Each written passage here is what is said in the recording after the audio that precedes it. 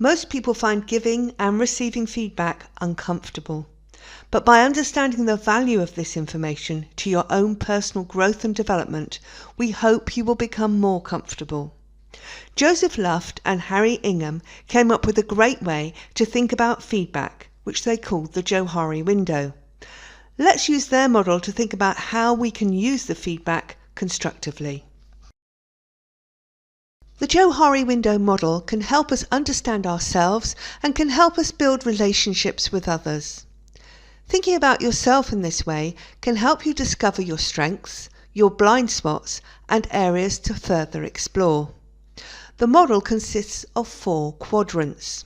The first quadrant is called the open area and contains information about our behaviour and motivation that is known by both ourselves and by others. The second quadrant is our private hidden area and contains information about ourselves which we are unwilling to share, perhaps because of trust issues.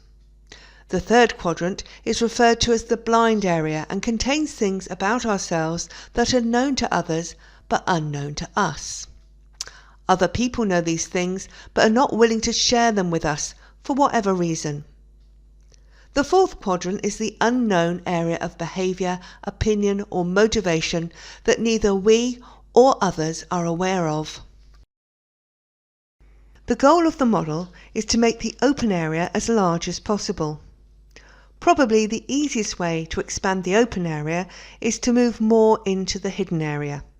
This can be done through self-disclosure. You simply choose to share or expose more of yourself.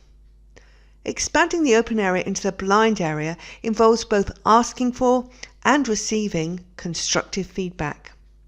The payoff from all of this exchange is that the shared knowledge will give you an insight into the unknown. Of course, all of this takes trust. You have to trust that the people giving you feedback are honest, and you have to trust that sharing information about yourself will be safe. If you don't trust those you're sharing with, you will gain no insight. Let's imagine for a moment that someone gives you feedback that you have a green tail, like a crocodile. So, if one person tells you you have a green tail, it may not be true. And if 2 people tell you this, it may not be true either. But by the time 7 people tell you that you have a green tail, perhaps there is some truth in it. Feedback is not always constructive. Sometimes people have their own agendas. But by gathering many different data points from different sources, we can build up a pretty good picture of who you are, what you are great at, and what you are not so great at. Only you can decide what to do with the information. It is always useful to know others' opinions and perceptions of you. Then you know what you have to deal with and can make the right choices about how you behave with others. So how can this work in practice? Well, let's use Jo as our example. This is Jo's window. In the open area is information that Jo knows about herself and the people around her also know about her. Like, she's a dedicated worker and she loves cats. In the blind area is information that Jo doesn't know, but other people do. This could be information that she doesn't yet realise. Like that she talks way more than she listens, and that she jumps in on conversations before letting people make their point. In the hidden area is the stuff about Jo that she knows, but she doesn't want anyone else to know, like the fact she finds speaking in groups a real challenge. In the unknown is information unknown by Jo, but also unknown by everyone else. Things like her aptitude for managing people. However, she's never been given the opportunity to demonstrate or uncover this skill.